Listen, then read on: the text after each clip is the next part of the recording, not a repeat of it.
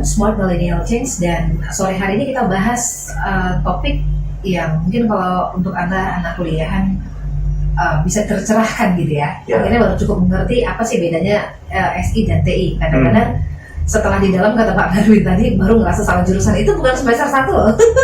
Semester akhir baru sadar, oke, bukan ini deh yang saya minati. Tadi Pak Darwin, sebelum kita masuk ke strateginya gitu ya, kita harus pahami dulu apa sih sebenarnya SI dan TI itu. Tadi kita sudah mulai dari TI ya Pak ya. Ini masih TI ada sedikit lagi masalah juga. Silakan Pak Darwin. Oke. Nah, jadi dari kembali saya ingatkan, TI itu hanya satu dunia. Di dalam dunia itu ketika kita senjatai alat-alat, berarti ilmu itu. Nah, memang benar-benar kita fokus satu. Kemudian kita harus berpikir pada saat kondisi tenang, coba naik level, kita melihat dari atas. Gimana nih hubungannya? Nah, sehingga semuanya itu menjadi indah. Itu TI, alat ya. Baik, sekarang di sisi SI, sistem informasi. Nah, kalau di jurusan sistem informasi, seyogyanya dan bukan mostly nggak ada sentuh ke bahasa pemrograman teknis. Akan tetapi kalau sekarang ini mereka mulai masuk, ada beberapa misalnya dilakukan workshop mengenai bahasa pemrograman. Nah, pertanyaan, kalau memang di SI ada belajar bahasa pemrograman, di TI ada belajar bahasa pemrograman, bedanya jadi gimana? Kan menyatu kan? Nah, oke, saya nggak usah jelaskan di sana dulu. Coba saya lompat sedikit ke jurusan bisnis. Di dalam jurusan bisnis, mereka juga bukan belajar teori aja sekarang ini. Mereka juga ada mulai menyinggung mengenai teknik, teknologi. Kenapa? Berarti kan kalau kita lihat dari mundur, bisnis juga demikian. SI, TI semuanya sama. Berarti untuk apa dibeda-bedakan? Karena ini akan revolusi industri 4.0. Jadi kita harus bisa juga melihat tetangga nih belajar apa, ini belajar apa. Nah, sehingga ketika kita udah masuk di lingkungan masyarakat, kita udah ngerti, berarti ketemu masalah ini, inilah senjata saya. Saya masuk ke dunia yang baru, senjata saya seperti demikian.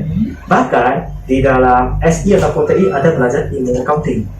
Nah, jadi dari sanalah kita sebenarnya dari awal sudah dibekali. Hanya saja mereka yang fokus kepada satu mata kuliah saja, sehingga nggak terlalu mendalami makna dari beberapa mata kuliah yang ada tersebut. Kemudian dari SI. Kemudian dari sana SI, dia belajar konsep, dia belajar sistem informasi, dia belajar tentang bagaimana memodelkan. Jadi kata memodelkan itu bukan gambar pakai aplikasi ya, pakai Photoshop, tetapi dia harus bisa menggambarkan proses. Nah, proses juga digambar, bukan hanya kreativitas saja, tapi proses itu kita gambar dalam bentuk namanya flowchart. Sebenarnya banyak lagi sih diagram-diagram lain, tapi itu hanyalah alat. Dan di sini orang yang masuk ke SI juga demikian, jangan fokus kepada gimana notasi atau gambar dari flowchart, kemudian dari diagram ini, diagram itu. Tidak, itu diagram juga sama, membuat kita bagaimana memetakan proses. Contohnya gini, kalau memang saya minta seseorang, kamu besok lakukan ini, banyak nih. Nah, gimana nih cara dia memanage-nya? Kalau orang ya seperti lebih konvensional, dia akan tulis satu-satu, kemudian dia kerjakan dari poin 1 atas sampai bawah. Itu boleh. Akan tetapi yang lebih baik kita buat prioritas. Setelah buat prioritas, kalau kita bisa petakan, buat mind map, peta pikiran, nah di sana otomatis lebih visual, sehingga pada saat kita mengerjakannya itu melihat dari helikopter view, yang dari jarak jauh, dan lebih besarin. Nah, ibarat atau dengan contoh analoginya, saya mau melihat kota Medan dari atas, coba naik aja ke atas. Ya benar, kita bisa melihat, tapi hanya dalam radius tertentu. Bilanglah sampai di 10 km. Itu kan baru 10 km. Apakah Medan itu hanya 10 km, 10 diameternya, jari-jarinya? Itu apakah hanya seluas itu aja? Tidak, kan besar. Berarti kita harus naik pesawat, lihat di atas, nah inilah semuanya kota Medan. Itu pun belum full. Nah, series. Oleh karenanya, kalau dalam melihat segala sesuatu, di atas pesawat aja kita nggak bisa melihat secara keseluruhan. Apalagi kalau kita hanya mendaratkan kaki kita di tanah, kita hanya melihat secuil sebenarnya.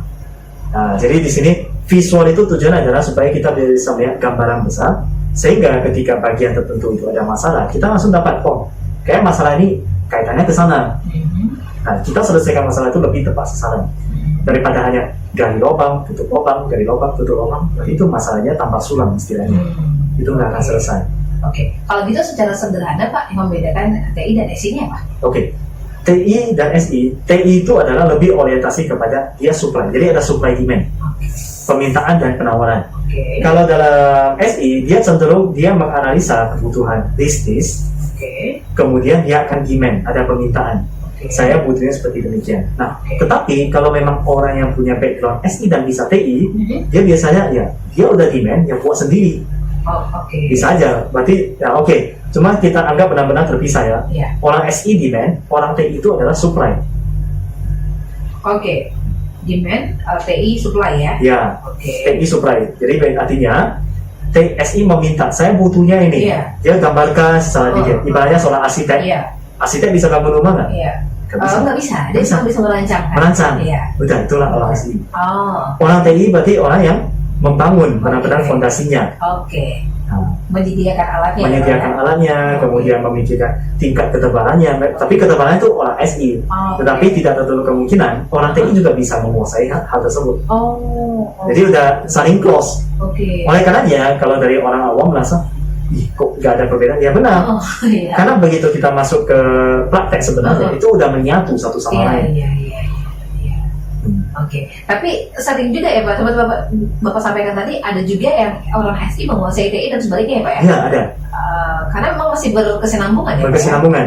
Saya pribadi Ah, awalnya adalah saya pengen belajar SI. Awalnya dulu pertama Oke. mau kuliah. Oke. Tetapi saya lihat kayaknya SI itu semuanya teori. Sementara Oh. saya sukanya praktek dulu. Iya.